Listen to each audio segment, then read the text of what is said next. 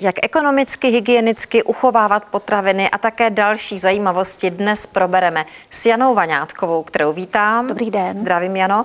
Tak budeme ekonomicky a hygienicky uchovávat potraviny, aby nám dlouho vydržely. Tak asi tím největším nepřítelem je vzduch. Jak si s tím poradíme? Přesně tak.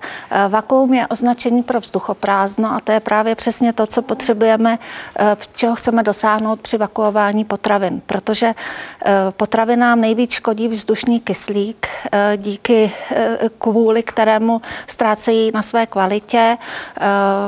Je to živná půda pro kvasinky, bakterie a plísně.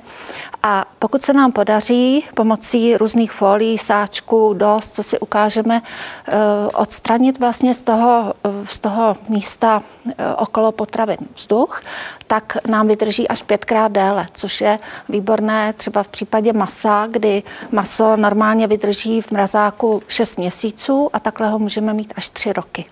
Tak to je výborná zpráva. Můžeme si pořídit opravdu takovou skoro téměř profesionálně vypadající vakuovačku, která teda umí opravdu krásně zabalit ty potraviny a utěsnit. Jak pracuje? Ty domácí vakuovačky máme různé typy, jsou i menší, tohle už je taková nejdokonalejší, dá se říct. Ty ceny, jestli můžeme říct, se pohybují od 3 do 5 tisíc. A pak si ještě ukážeme, můžeme si pořídit i malou ruční vakuovačku, k té dojdeme. To vakuování samotné, ten proces je velmi jednoduchý, protože tady uvnitř, ono to vypadá trošku jako tiskárna. Přesně tak. Tak uvnitř už máme drážkovanou folii, právě díky těm drážkám se dosáhne toho dokonalého zavakuování. Máme tady integrovaný nůž, pomocí kterého si uřízneme tu potřebnou velikost podle toho, co chceme ukládat. A pak si jednoduchým způsobem tady pomocí téhle drážky tu potravinu zavakujeme. Asi to nebudeme ukazovat, máme na to málo času, ale to, co potom vznikne, je například tady vidět. A víš, co to je? Já to vím, protože jsem mi říkala, že jsou to bylinky. No, tak až tak je můžeme uchovat krásně. Mě překvapilo, že se dají zavakuovat i bylinky. Jak to dlouho vydrží, ještě možná připomeň? Já mám někde seznam a u těch bylinek teď přesně neřeknu, ale vím, že třeba ovoce, zelenina nebo sýry, u kterých bylo 14 dní, tak vydrží 3 měsíce. Takže ten rozdíl je opravdu velký. Tak máme také možnost používat nejrůznější dózy, ale ty trošku už potom pracují na jiném principu. Tady už se odsává ten vzduch jiným způsobem, tak kdyby si to ukázala.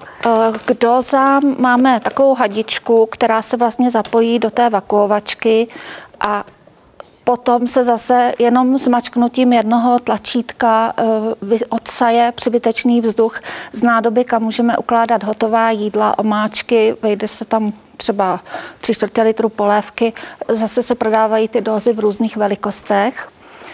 A po pár sekundách, kdy ten přístroj...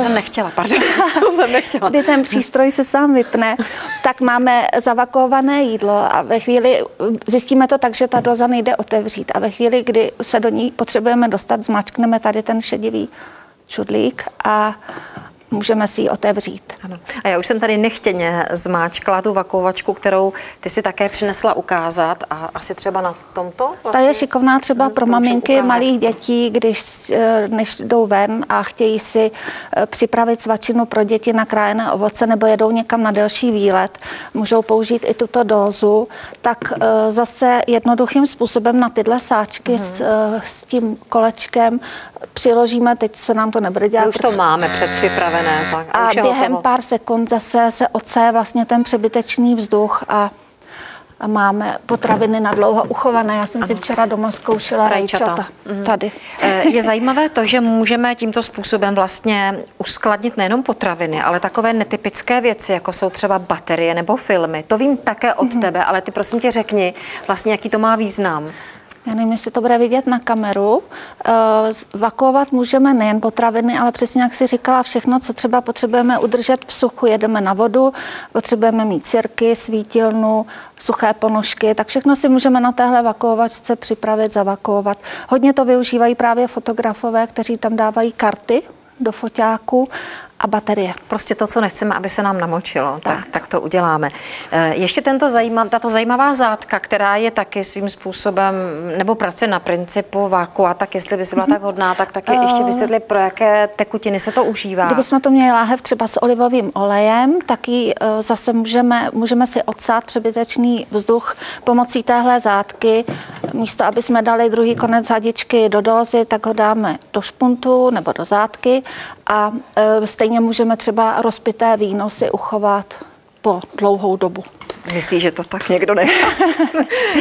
Tak ještě zmíníme určitě tu marinovačku. Marinovačka, to je ono. To je, když chceme naložit maso nebo prostě něco na grilování, tak, k němu za chviličku dojdeme. Blíží se sezóna grilování a marinovačka je výborná. Opět funguje jenom na principu té hadičky, kdy si tady nařídíme uzávěr na marinování. To znamená, že potom to maso máme na kratší dobu jenom vlastně. Normálně bychom ho nakládali přes noc a tady ho máme za 15 minut hotové. Tak a jdeme grilovat.